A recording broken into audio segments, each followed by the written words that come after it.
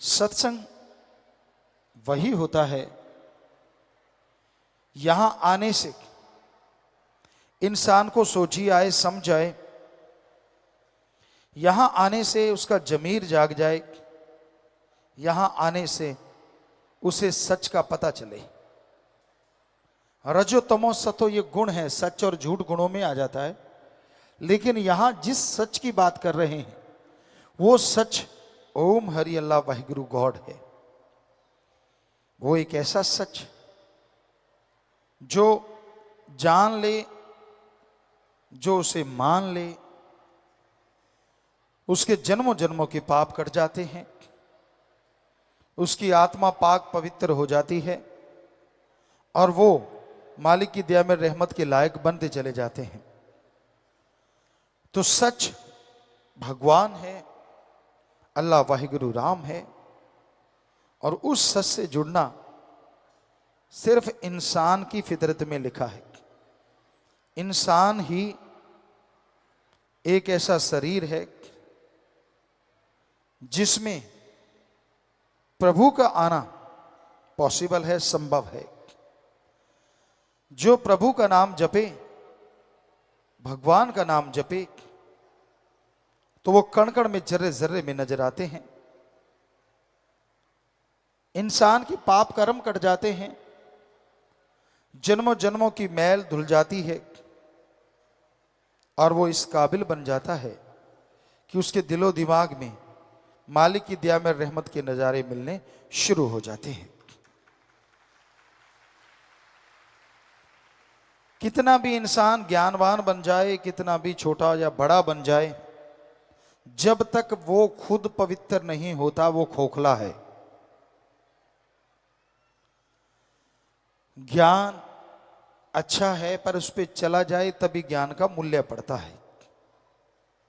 हम ये नहीं कहते कि ज्ञान रखना कोई गलत, जितना ज्यादा ज्ञान हो उतना ही अच्छा, पर जितना ज्यादा उस ज्ञान के ऊपर चला जाए वो सबसे अच्छा। कर्म जोगी और ज्ञान जोगी जब तक इंसान नहीं बनता वो खोखला रहता है। सिर्फ कर्म करना जानते हो, किसी पशु की गर्दन मरोड़ दी, किसी पक्षी को मार दिया, ये भी कर्म है। लेकिन ज्ञान नहीं है तो ये पाप कर्म हो गए। किसी के हाथ से निवाड़ा छीन लिया, किसी को तड़पाया, किसी को दुखी किया, हर टाइम किसी को तंग करते रहे, ये भी कर्म है, लेकिन ये पाप कर्म है। इसलिए कर्म योगी के साथ साथ ज्ञान योगी होना अति आवश्यक है। जब तक इंसान ज्ञान योगी नहीं बनता तब तक मालिक की कृपा पात्र नहीं बना जा सकता। तो अगर आप कर्म योगी और ज्ञान योगी बनेंगे तभी मालिक की दया में रहमत के लायक बन पाएंगे, तभी उसकी खुशियां आपको हासिल होंगी। और सत्संग एक ऐसी जगह है यहां ज्ञान जोगी और कर्म जोगी बनाया जाता है, सिखाया जाता है। जिस तरह स्कूल कॉलेज हैं उनमें दुनियावी पढ़ाई करवाई जाती है, दुनियावी शिक्षा दी जाती है, यह सिखाया जाता है कि आप दुनिया में उस्ताद कैसे बन सकते हैं। यह सिखाया जाता है कि आप दुनिया में सर्वश्रेष्ठ कैसे हो सकते हैं। उसी तरह सत्संग में इंसानियत का पाठ पढ़ाया जाता है, प्रभु से मिलने का सच्चा राह दिखाया जाता है। आप सोचते होंगे सभी रास्ते जो धर्मों में हैं वो प्रभु से ही मिलाते हैं, कोई शक नहीं, सच। पर क्या आप जानते हैं इस कलयुग में राम नाम बिजनेस बन गया है।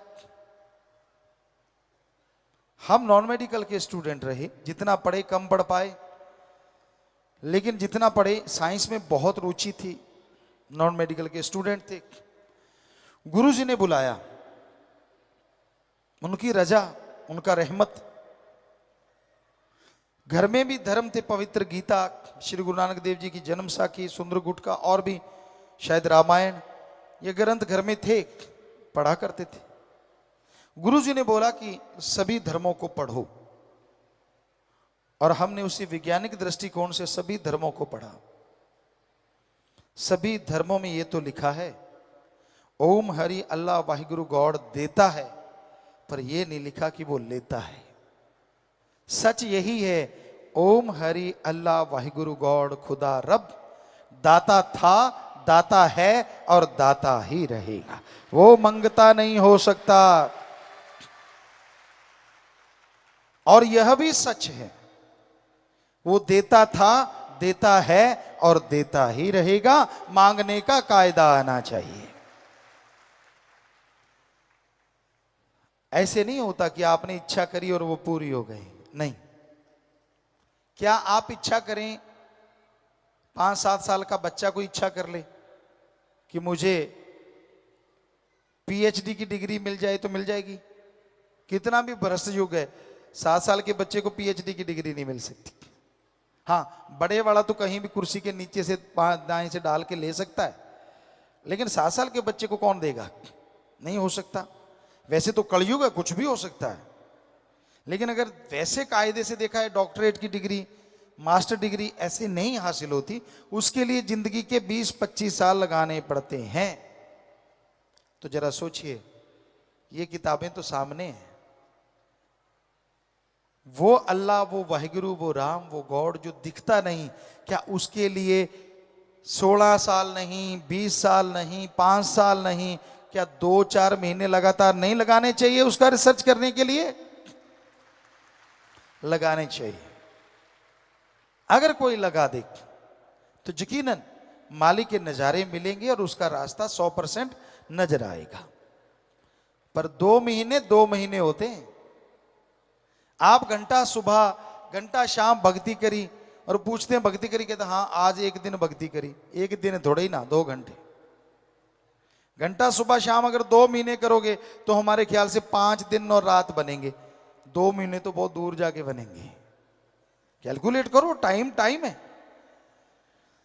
तो ये जरूरी है कि आप सही समय के अनुसार भक्ति करें, फिर उसके नजारे ना मिले तो कहें कि हमारे धर्म झूठे।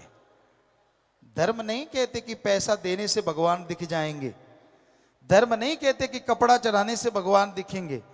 धर्म नहीं कहते कि धूप में तड़फने से, पाखंडवाद करने से भगवान दिखेंगे। सवाल ही पैदा नहीं होता। धर्म हमारे सारे कहते हैं भगवान का गुरु मंत्र, कलमा, मेथड ऑफ मेडिटेशन, वो एक तरीका है। बाय नेम उस गॉड को पुकारो तो वो गॉड जरूर मिलेगा, जरूर आएगा। एक छोटा सा बच्चा, हम सब आए हैं इस उम्र से गुजर के, जब उसे भूख लगती है, हमारी संस्कृति की बात करते हैं, अभी भी मरी नहीं है, जैसे उसे भूख लगती है वो रोता है तो मां कैसे दौड़ी चली आती है। क्यों? बच्चा रोया है, या तो भूख लगी है, या उसका कुछ दुख रहा है, तकलीफ है, बाथरूम ना कर दिया हो, गिल्ला ना हो गया हो, मां आती है ना दौड़ के। अब जरा सोचिए, थोड़ा सा रोने से एक मां दौड़ के चली आती है, तो जिस भगवान ने मां को बनाया है, अगर कोई भगवान के लिए रोएगा तो क्या भगवान दौड़ा चला नहीं आएगा? सोचिए। पर उसके लिए तो कोई रोता ही नहीं। उसके दर पे तब सिर झुकाता है जब 10 लाख का करोड़ मांगता है। उसके सिर पे तब आके दर पे तब सर झुकाता है जब पेपरों का टाइम आता है। भगवान रात को पेपर दिखा जाना, सुबह करके आऊंगा, तेरा क्या जाता है, मेरी मेरिट आ जाएगी। उसको तब याद किया जाता है जब बच्चा बीमार हो जाए और डॉक्टर कह दें ये लाइलाज है। उसको तो तब याद करते हैं जब किसी मुसीबत में घिर जाओ। उसको तब याद किया जाता है जब मौत सामने नजर आए। काश सुख के दिनों में उसे याद करो तो दुख कभी आए ना। दुख में सुमरन सब करें, अरे सुख में करे ना कोई। और जो सुख में सुमरन करें तो दुख काहे को होए। और ये 100% सच है। आपका जाता क्या है? आधुनिक युग में आप प्रवेश कर चुके हैं, बड़े आधुनिक हैं आप, मानी बात। क्या आपने खाने की जगह कुछ सोना खाने लगे हो? रोटी छोड़ दी हो? क्या पता नए युग में आप डायमंड खा के गुजारा कर रहे हो? ऐसा है कोई? नहीं। वही गेहूं की रोटी, वही सब्जियां, वही पनीर, वही दूध, सब कुछ वैसे का वैसा। ठीक है, आधुनिक युग है, लेकिन आवश्यक चीजें तो वैसी ही हैं। आप वही चीजें लेते हैं, वही चीजें खाते हैं, वैसा कपड़ा पहनते हैं।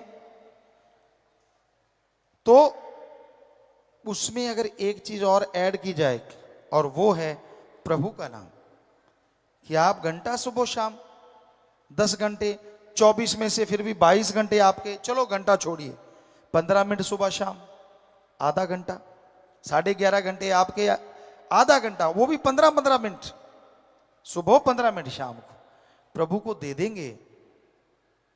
करके तो देख लो। फकीर झूठ क्यों बोलेंगे?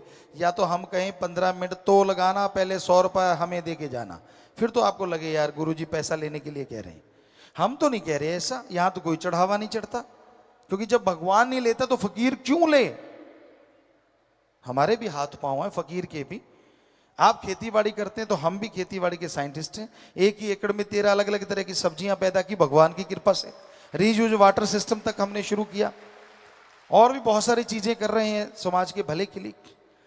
तो कर्मयोगी बनना जरूरी है। तो मेहनत करके खाते हैं, मेहनत करके खाओ, लेकिन 15 मिनट सुबह शाम अगर प्रभु को दे दोगे तो यकीन मानो कुछ महीनों में ही आपके घर के हालात, आपके शरीर के हालात, दोनों जहान के हालात बदल जाएंगे। दिलो दिमाग में शांति आएगी, आत्म बल बढ़ जाएगा। आप में से आलिम फाजिल होंगे, बहुत पढ़े लिखे विद्वान, बताएंगे वो, और वो जानते हैं अगर आत्म बल बुलंदियों पे हो, हारी बाजी जीती जा सकती है। मौत जैसे भयानक कर्म से निकला जा सकता है। डॉक्टर साहब बैठे होंगे यहां बहुत बड़े बड़े, उनसे पूछ के देख लो, एक मरीज कह दे मैं तो मरूंगा, उसे आप 100% असर करने वाली दवाई का भी इंजेक्शन लगाओगे, 10% काम करेगी। उसी मरीज के अंदर आत्म बल आ जाए कि मैं मरूंगा नहीं, चाहे कोई भी बीमारी है, तो 10% काम करने वाली दवा 100% काम कर जाएगी। बड़े से बड़े साइंटिस्ट से आप पूछ सकते हैं। पर ये आत्म बल प्रभु के नाम से ही बुलंदियों पे जाता है। और नाम जीभा से लेना है, काम धंधा करते रहो। पंजाबी च कहावत है, हथ कारवल ते ध्यान रब यारवल, कि हाथों पैरों से कार्य करते रहो और जीभा से ख्यालों से मालिक का नाम लेते रहो। तो कर्म योगी के कर्म जोगी और ज्ञान योगी के ज्ञान जोगी। कुछ छोड़ना नहीं, कोई नया धर्म नहीं, कोई नया मजहब नहीं, कोई पैसा नहीं देना, तो मर्जी पहनो, जो मर्जी खाओ, बस बुरी चीजें ना खाओ। ईश्वर को क्या लेना देना इन चीजों से? तो प्यारी सात संगत जियो, ऐसी बातें सत्संग में आओगे तो पता चलेंगी ना। दुनिया में आपको लड़ाने वाले मिल जाएंगे।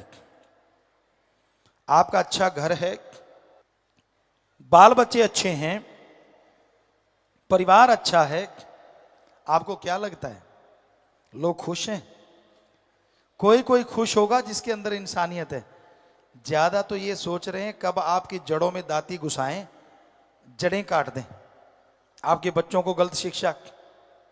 आज लोग दुखी हैं अपने कर्मों से, पर ऐसे भी दुखी देखे हमने जो दूसरों से दुखी हैं। वो कौन है? दूसरों का सुख देख के जो दुखी रहते हैं, बहुत बड़ा तबका आज दुनिया में उन लोगों का भी है कि मेरे पास स्कूटर था, इसके पास साइकिल, इसके पास कार क्यों हो गई। जब भी कार देखते हैं जल उठते हैं अंदर ही अंदर। दुखी होते रहते हैं, परेशान होते रहते हैं। ऐसे भी लोग हैं, खुद को पावर मिल गई, दूसरा खड़ा हो ये उनको गवारा नहीं। ये गांव से शुरू होता है और ऊपर तक जाता है। गांव में यार दोस्त हथकंडे अपनाते हैं और ऊपर वाले एजेंसियां या बहुत तरह की चीजें चलाते हैं। ये हमने महसूस किया है और कर रहे हैं कि नहीं, कोई उठना नहीं चाहिए। अगर उठने नहीं देना तो बुराइयों को मत उठने दो, गलत चीजों को मत उठने दो। नेकी भलाई प्रभु का नाम अगर उठ रहा है, अरे वो तो सबका भला करेगा, आपकी पीढ़ियों का भला करेगा, उसको मत रोको। तो सत्संग में सच की बात समझाई जाती है, सत्संग में राम नाम से जोड़ा जाता है, इंसानियत का पाठ पढ़ाया जाता है। बहुत लोगों को तो इंसानियत का ही नहीं पता। एक बार हमने कुछ बच्चों से पूछा, इंसानियत किसे कहते हैं? आगे से जवाब आया, अच्छे पढ़े लिखे, शायद वो कोई इंजीनियरिंग इंस्टीट्यूट था या कोई मेडिकल इंस्टीट्यूट, हमें याद नहीं। कहने लगे गुरुजी इसमें क्या है, एक इंसान है, सारे लोग इंसान हो गए तो इंसानियत होगी। हमने कहा वाह, कमाल की डिग्रियां हैं आपकी। कहते हमें तो इतना ही पता है, आप बता दो इंसानियत किसे कहते हैं। हमने कहा सभी धर्मों का सार निकालें तो इंसानियत कहते हैं किसी को दुख दर्द में तड़पता देख के उसके दुख दर्द को दूर करना या दूर करने की कोशिश करना, इसका नाम इंसानियत है। और किसी को दुख दर्द में तड़पता देख के ठहाके लगाना, यह शैतानियत है। कोई रोड पे घायल पड़ा है, आप गाड़ी में देखते हैं यार हमारा तो नहीं, फिर एक्सीलेटर दबा देते भाग जाते हैं। ये कोई इंसानियत है? ये शैतानियत है हमारी निगाह में। आप बचा सकते थे उसे। और नर सेवा नारायण सेवा धर्मों में भरा पड़ा है, प्रैक्टिकल करके देख लो। किसी बीमार का इलाज करवा दो, सच्चा दान। भूखे को खाना खिला दो, सच्चा दान। प्यासे को पानी पिला दो, सच्चा दान। खून किसी की कमी है, खून दान कर दो, सच्चा दान। मरणोपरांत आंखें दान, सच्चा दान। शरीर दान, सच्चा दान। अरे अंधे को रोड पार करवा दो, सच्चा दान, श्रमदान। ऐसे बहुत से दान हैं जो आप करो। पक्षियों को खाना खिलाओ, उनके लिए चोगा डाल दो, पानी रख दो छत पे, सच्चा दान। ये दान करोगे, हम आपको गारंटी देते हैं भगवान कबूल भी करेंगे और बदले में आपको फल भी जरूर देंगे। बाकी भाई जहां चढ़ा देते हो हमें नहीं पता क्या होता है, आप सब कभी सर्च कर लेना, आपको पता चल जाएगा। दान सच्चा यही है। दीन दुखियों की मदद में अपने हाथों से लगाएं, या फिर पीर फकीर कहें कि ऐसा करो, जो अपने 106 कार्य शुरू किए हुए हैं। पेड़ पौधे लगाओ, वो भी एक सच्चा दान है। पूरी मानवता को, पूरी सृष्टि को उससे फायदा होने वाला है। तो बहुत से कर रहे हैं आप। फूड बैंक बनाए हुए हैं अपने अपने ब्लॉकों में, बहुत सच्चा दान है। क्लोथ बैंक है कि जिनको खाना नहीं, अंगहीन अपंग लाचार को खाना देते हो हर महीने। जिनके कपड़ा लत्ता नहीं उनको कपड़ा पहनाते हो, तो ये सच्चा दान है। तो इस तरह से दान फलता फूलता जरूर है, पर उसको सही तरीके से किया जाए, प्रभु के नाम का जाप किया जाए तो उसका फल अवश्य मिलता है। पर अगर कोई स्वार्थ लेके आप आते हैं, स्वार्थ के तहत करते हैं कि चलो यार दे दो, मेरा नाम होगा तो उसका भी नाम होगा और मेरा काम हो जाएगा, वो बात नहीं बनती। वो तो एक उल्लू सीधा करने के लिए आप इनडायरेक्टली कुछ दे रहे हैं। सच्चा दान मानवता की भलाई करना है, सृष्टि की सेवा करना है, तो ये सत्संग में आके ही पता चलता है।